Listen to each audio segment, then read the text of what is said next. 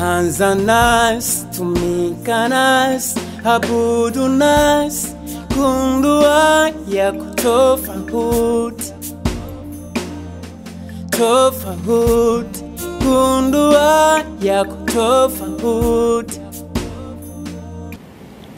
Pendwa mtazamaji na msikilizaji, andika kichwa kinachosema nuru gizani. Bible yangu imenena ya kwamba Yesu anasema nimekuja kama nuru inayong'aa gizani, ili wale wanaotengeneza tumaini lao kwake wasitembee gizani.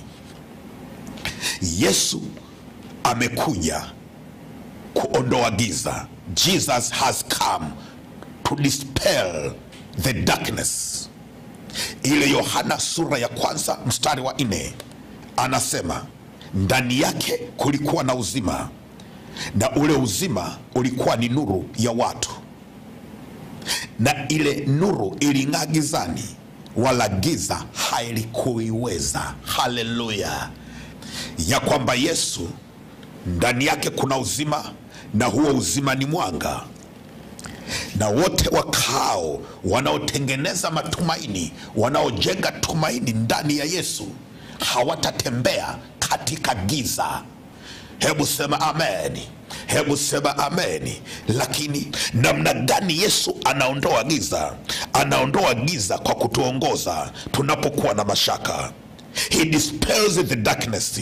How does he dispel the darkness?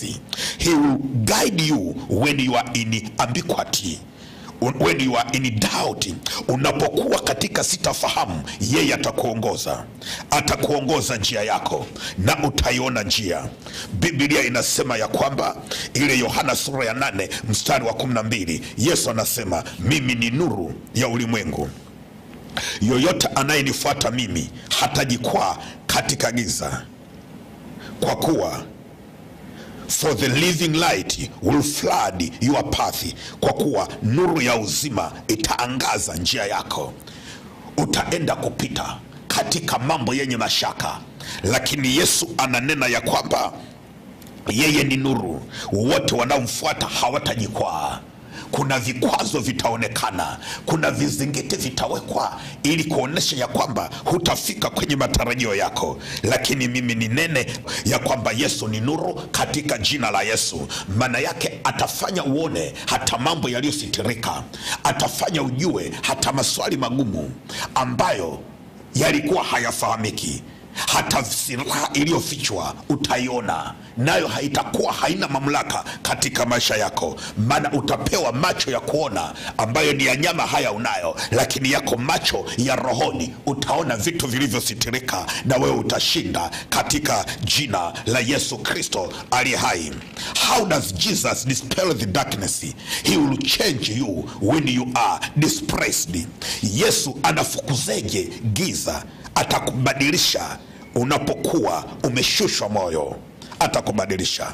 Ili wa Efeso sura ya 5 mstari wa 16 anasema is it possible for light to turn the thing it shines upon into light also?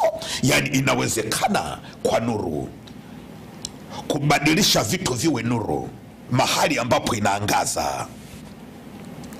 Yani ndani ya giza, nuru ikiachiliwa, giza linatoweka.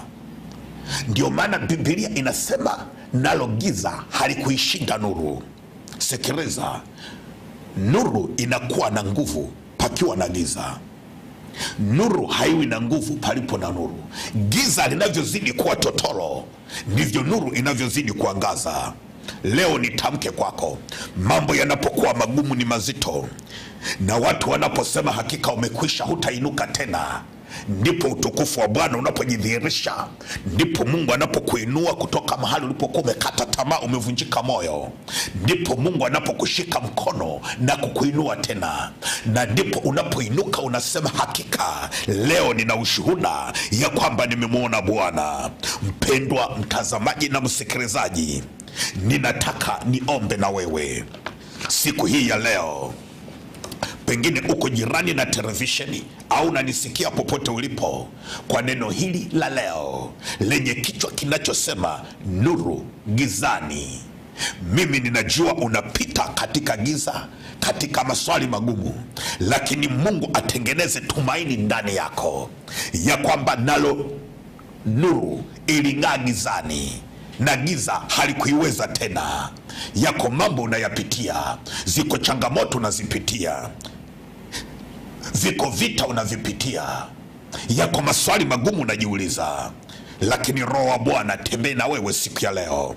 Pengine unataka kumpokea Yesu awe Bwana na Mwokozi wa maisha yako. Waweza kufuatisha maneno yafuatayo. Sema: Mungu Baba, mimi ni mwenye dhambi, nisamehe.